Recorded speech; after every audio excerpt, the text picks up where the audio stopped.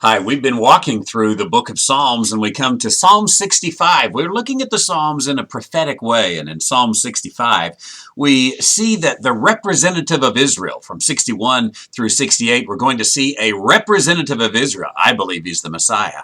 And he comes and he is trying to fulfill his vow, but overcome with iniquity. Look at verse 1 where it says, "There will be silence before you and praise in Zion, O God.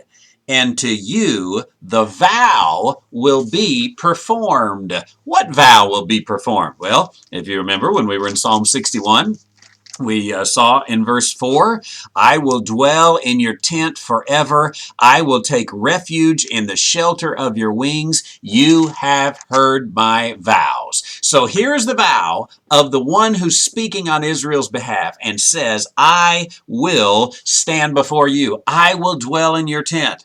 The vow will be paid. But he says then in verse 3 of Psalm 65, "Iniquities prevailed against me."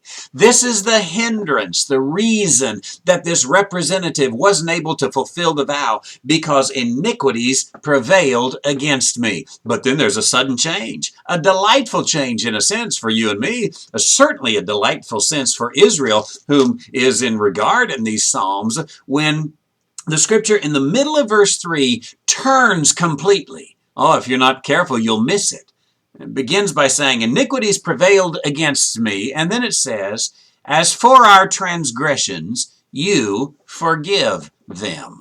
Isn't it interesting that he goes from the first person singular to the third person plural? Iniquities prevailed against me, and the next thing, "As for our transgressions, you forgive them. You purge them." Now, here's the representative of Israel speaking, if indeed the representative of Israel is Israel's Messiah. Then he comes as the suffering servant. And it pleases God, Isaiah says, to dump all of the sins of man, all the sins of Israel, right onto that representative. And because that representative receives those sins and then pays the price, you remember what happens. By his stripes we are healed. For our transgressions you purge them.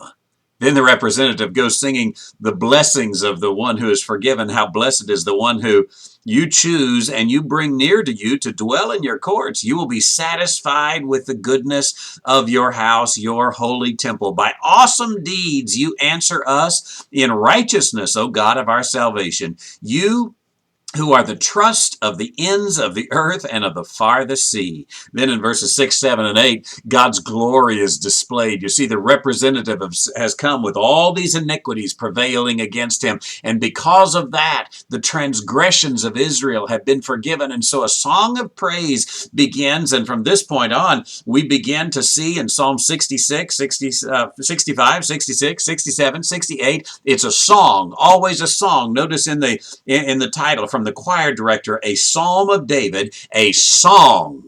A song.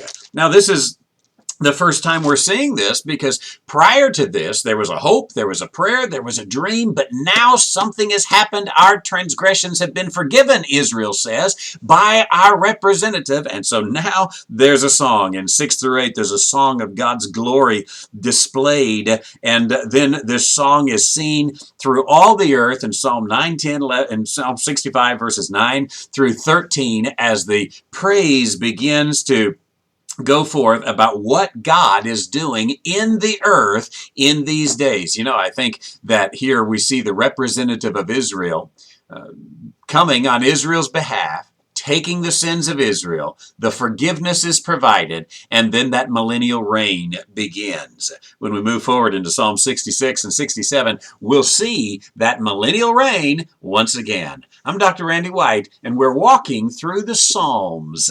RandyWhiteMinistries.org.